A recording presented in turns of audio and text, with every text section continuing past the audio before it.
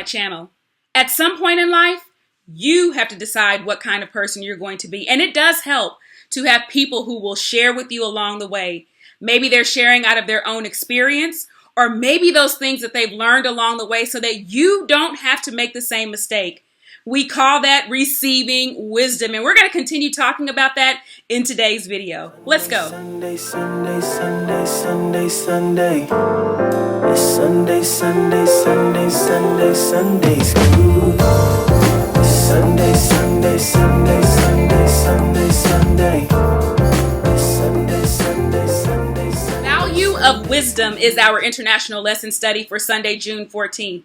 My name is Waynell Henson, and for 5 years you have known me as that Sunday school girl, and I've been in this space changing the way that people see Sunday school. It is always one of the best parts of my week when I get to spend these few moments with you preparing for the upcoming Sunday. We have a wonderful lesson this week as we continue in our quarter study on wisdom. And you know what's really nice about a quarter study? It really gives us a chance to dig in and challenge what we think we know and allow us to refine that and come out with a better understanding. But also, I believe that God gives us space to learn to apply these lessons in our everyday lives. In the month of June, we are specifically studying from the Book of Proverbs, which is the quintessential book of wisdom in the Old Testament. And we had a great lesson last week out of chapter 1. And this week we move into chapter 2. And I'm going to get there. But before we do, you know that I need to slow down and say hello to some very special people. And those are the folks who are new around here.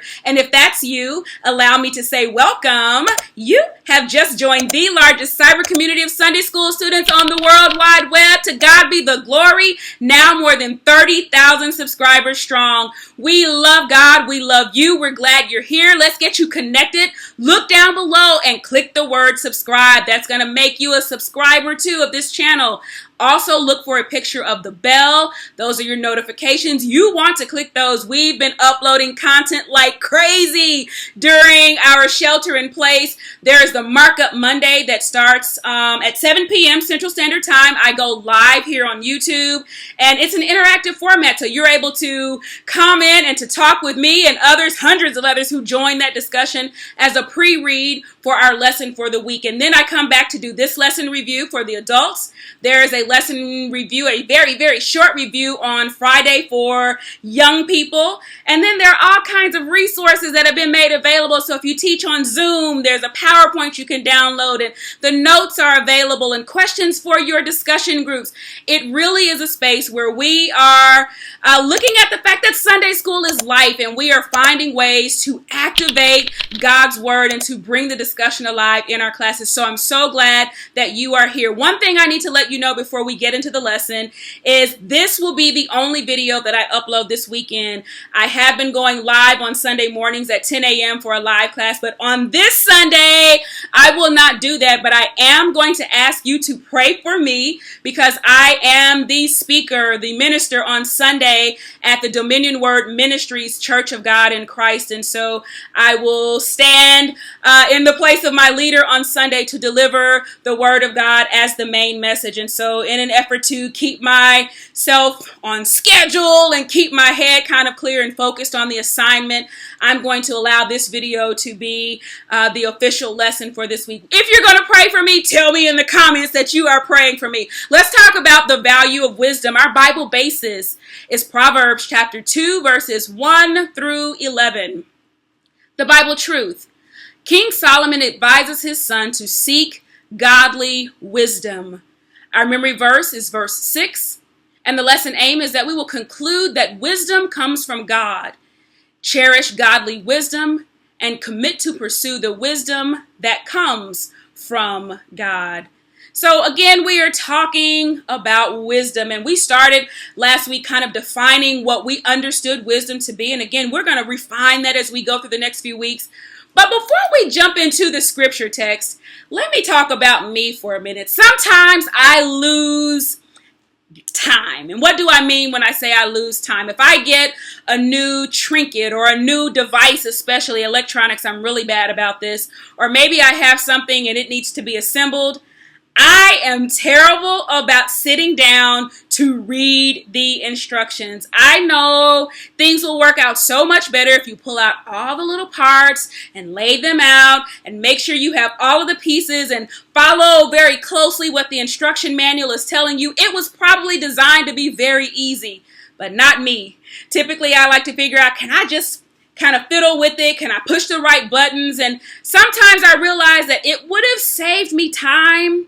Things might have gone a little bit easier. I may not have had to resort to YouTube. I'm notorious for YouTube tutorials. But the instruction manual is included with the item for a reason. Why do I tell you about instruction manuals? Because the Bible, and specifically as I look at this conversation in Proverbs, this is a father who is trying to give his son an instruction manual. Son, there are going to be a lot of pieces that you've got to put together, and ultimately you're going to come out with whatever it's supposed to be. But let's make sure that you don't get all the pieces twisted up and that you don't think that you're short one of the screws you should have or one of the bolts, or you don't lose some piece along the way or have a piece in a place that it's not supposed to be. Let me help you. Let me give you the instruction manual. And so when I look at Proverbs, that is really what I see, is that through his word, God is trying to give us the instruction manual. And sometimes we get the manual directly through his word, and there will be opportunities where we get pieces given to us just like Solomon's son through wisdom that comes from someone else. And so we can learn. We're going to see this again, that we can learn from the wisdom of others. We're continuing this week in chapter 2. And if you downloaded the TSSG notes, the link is down below. It's the first link in the information box. I'm sorry, I forgot to tell you that. But you'll see that I didn't carry over all of the background from last week. We know about Proverbs. Go pull the background or go to last week's video if you kind of need some background on Proverbs. But here we are continuing in what I define as a father and son chat. And that's why I started the video saying at some point you're going to have to decide the kind of person that you want to be. And that's kind of what Solomon is helping his son to understand, is that you've got to decide what kind of decisions you're going to make, what kind of person you're going to be, what your value system is going to be. And in this conversation, he gives him so much wisdom that is really intended to help him to make the right choice for godly wisdom, to be a good guy, to do the right things. So we looked at this father and son, and here the father is encouraging his son to pursue wisdom. And as we looked at his tone is very loving, very encouraging. He's exhorting him to listen to the right voices and to avoid the wrong people, the wrong groups, avoid peer pressure. But most of all, he told him in verse 7 that the source of knowledge, it all begins with a fear of God. So everything has to do with a right view of yourself and understanding that God is the source. And we're actually going to see that repeated in this week's text. So in the next couple of chapters in Proverbs, the father is still speaking to his son and encouraging him and challenging his son to live skillfully. That was the definition that we gave to wisdom last week. It is to live skillfully. And so wisdom, as we're going to see, is not something that just happens overnight, right? Nobody can cut open your head and just pour in wisdom. Wisdom happens in stages and not ages. I mentioned that last week. It's not about whether you are a certain age. You can gain and you can apply wisdom.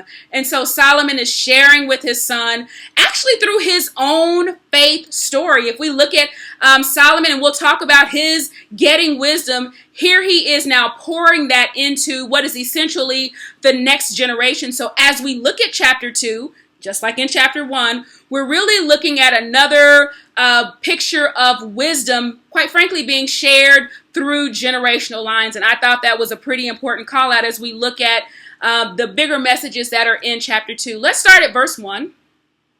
My son, if thou will receive my words and hide my commandments with thee. And we'll stop right there. Let's look at the tone here. See what's taking place here.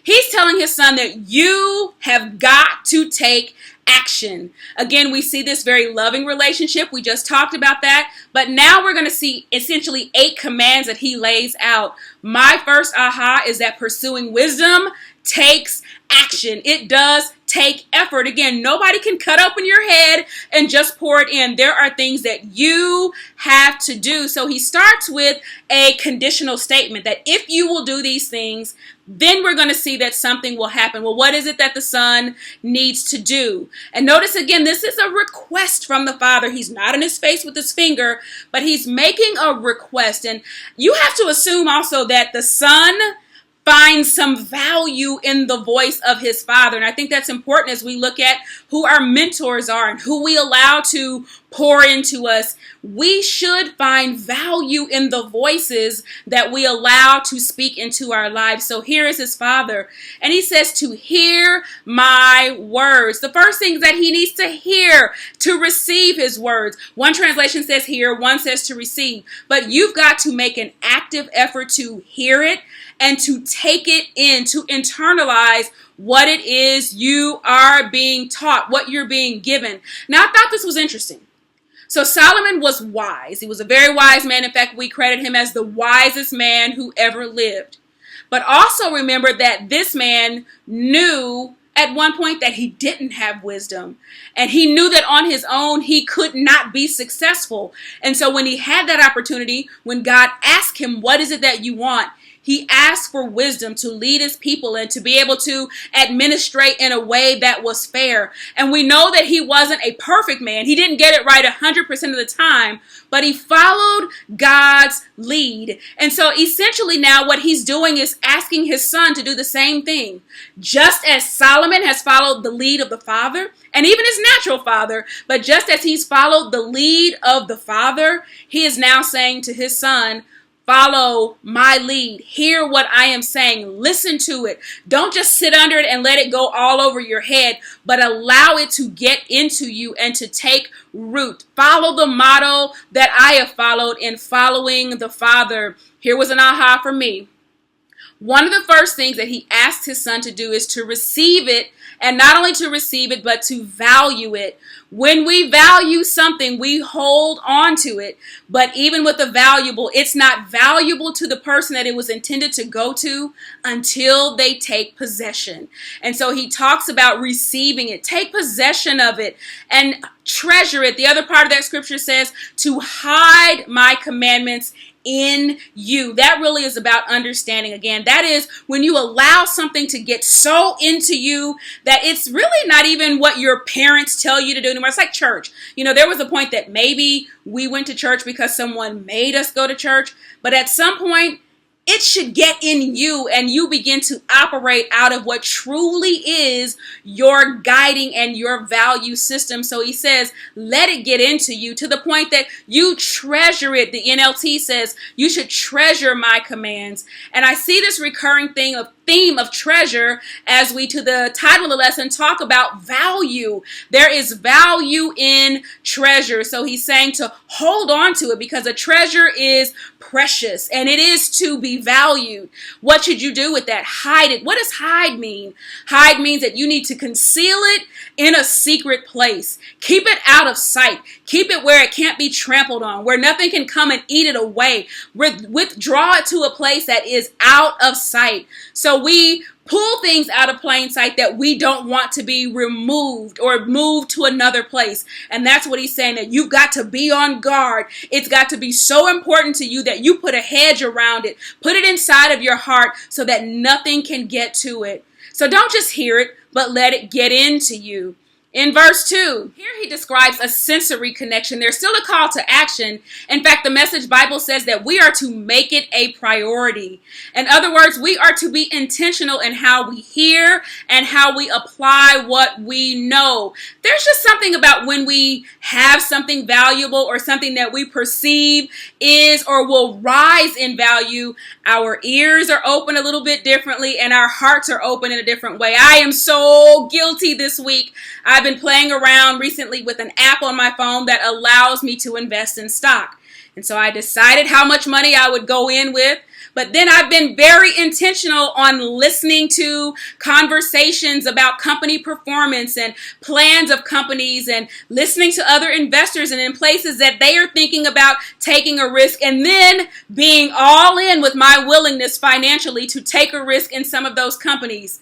I looked at this passage in the same way, that as we have this treasure called wisdom, we should be all in with our ear inclined, leaning into wisdom, hearing what she has to say, and not just hearing, not just allowing it to pass our ear gates, but being open in a way that allows what we've heard to be applied in our minds, in our hearts, in our well-being, in our emotions. The Bible tells us in Psalm 119 and 11 that the hiding place of the Word of God is in our hearts. Therefore, our words, our reactions, our responses, our ability to apply wisdom, those are all overflows of what is truly in our hearts. Let's look at verses 3 and 4. There's another conditional statement that starts here. This is an if then. Our then is in verse 5. But these two verses are telling us to be passionate, to be desperate to know godly wisdom. So what he's saying, and I subbed it with these words, not just if, but if and when you do these things, then something is going to happen. There's the converse of that. If you don't do these things, you won't get these things. So what is it that we are to do? What actions, what desperate actions should we take? We should cry after knowledge, pursue it. Lift up your voice for understanding. And I love these two words, seek and search. I thought about seeking for something very intently. Today I was looking for an item in the house. It was a certain spray item, a chemical spray, and I knew that I had that product in this house. And so when I needed it, I looked under the kitchen cabinet. I didn't see it. I pulled out almost everything. I didn't see it. I went to the garage, and I went to where I thought maybe I'd seen it before, and I didn't see it there. And I came back again as if it would appear under the kitchen counter. But when I went back to the garage, because I was so purposed, because I knew that it was there, as I moved some boxes out of the way, sure enough, on the very back of a storage rack, there was the can of what I needed. What did I share that for? We should be that way as it relates to pursuing this treasure called wisdom. Whatever you've got to move out of the way, you get it. Whatever you've got to do. If you think about someone telling you that there was a treasure chest buried in your front yard, what would you do? What lengths would you go through? How many shovels would you have out? How many neighbors would you call over? How many friends to help you get to the treasure? And that is the visual that we should have as it relates to unearthing the treasure that we have in the wisdom of God. People so often look to themselves as the source, but we saw in last week's lesson that God is the source. Romans 1:22 talks about people who thought themselves so wise that they became fools. That shouldn't be God's people. That shouldn't be us. We should know always that God is the source, and we should be diligent about pursuing Him. Pursue Him passionately. And when we do that, our results are guaranteed according to verse 5. If we do that, then we can expect blessings. There are 8 blessings that are outlined in this passage. We're going to understand the fear of the Lord. We'll have a good understanding of what it means to fear, to reverence, to obey, to submit to God. And this is about having that right relationship with God. We're able to do that out of the time we've spent, the relationship that we've developed. And we'll find the knowledge of God. In verses 6 through 8, you've heard me mention this already. This is the headline, God is the source. And here was my aha.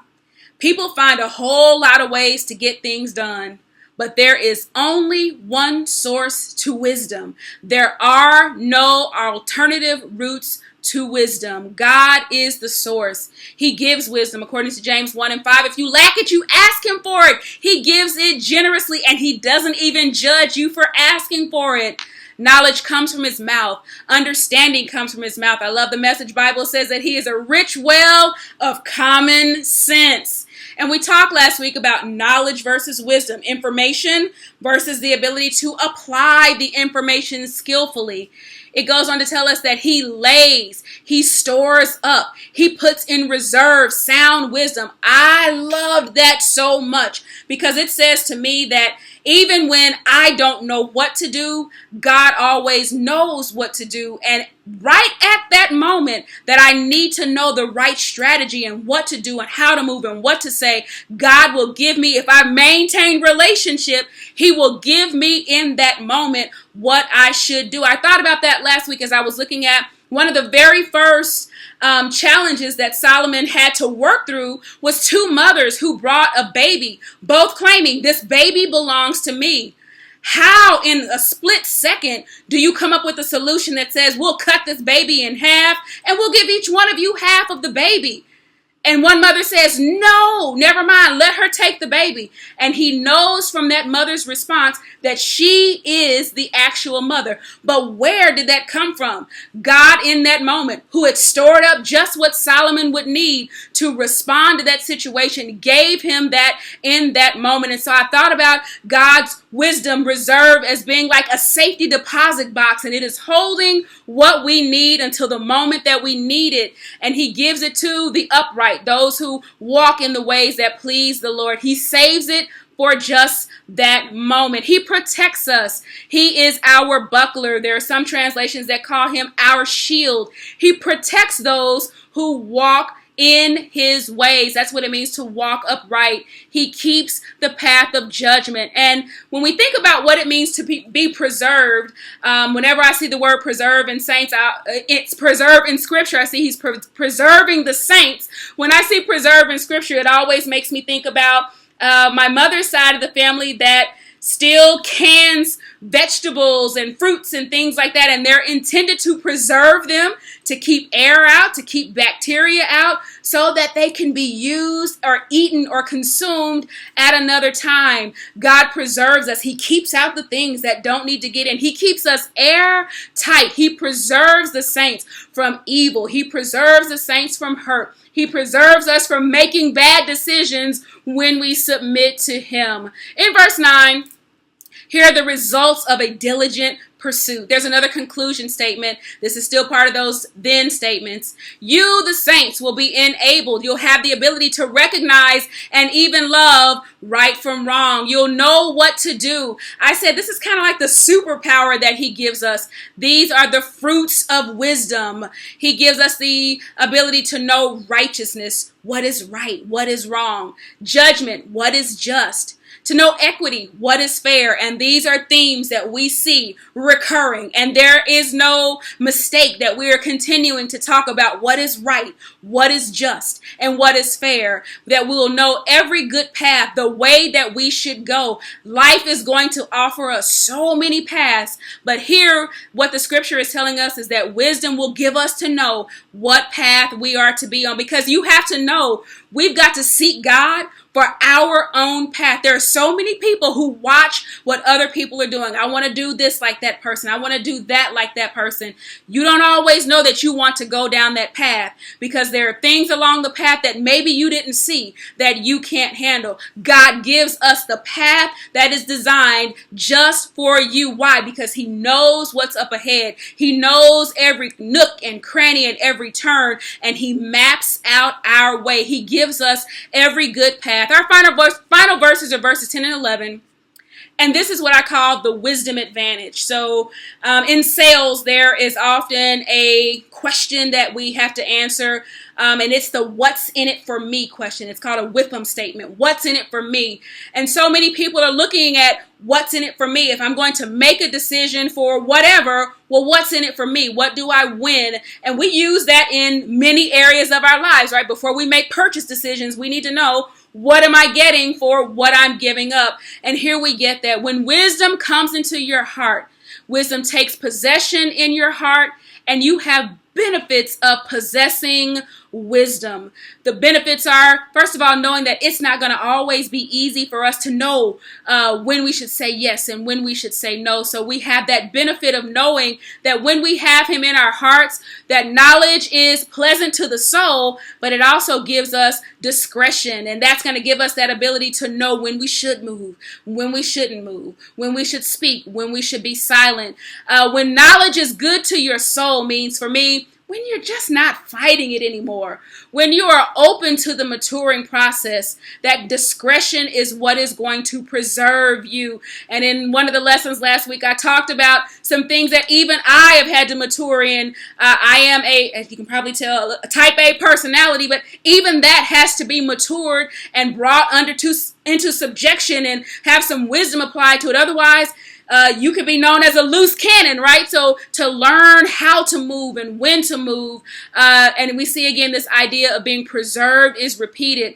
God will keep you. When you learn wisdom and learn to move in wisdom and accept his wisdom, not worldly wisdom, but godly wisdom, he will guide you. He will keep you is what our lesson says. This is all of the lesson text for this week. Let me quickly give you, because I know I'm over time, let me give you a couple of key learnings, and the rest of them will be in the TSSG notes. The first is that there is a treasure available to us, and it is the gift called wisdom. It is a gift. God wants you to have it. It's available to those who understand it's there and understand its value and understand what it means to possess her. We see wisdom personified as a woman in Scripture, but what it means to possess wisdom, it's a benefit to those who possess wisdom, and we must make every effort to pursue and possess wisdom. Applying wisdom begins when we value it above anything else. We should want it so badly that we're eager about it, and there is an urgency in us to pursue it. We should long for godly wisdom over material things, and we must be intentional and not indifferent as we pursue wisdom. We pursue wisdom and we gain the blessings, but most of all, we gain God's divine protection. I'm going to stop. The rest of it is in the notes. Would you pray for me this weekend? And I'm excited about the youth video tomorrow. I'll have that ready. Sure will. And what else? I think that's it. I look forward to seeing you back here on Markup Monday. And if you are not already signed up, do go to thatsundayschoolgirl.com. Put your email address in so that you can be on the list for the free template and any other emails that I send out during the week. Pray for me. I love you all, and I'll see you in Sunday school. Bye, everybody. Sunday, Sunday, Sunday, Sunday, Sunday, Sunday. It's Sunday, Sunday, Sunday, Sunday, Sunday school. It's Sunday, Sunday, Sunday, Sunday, Sunday, Sunday.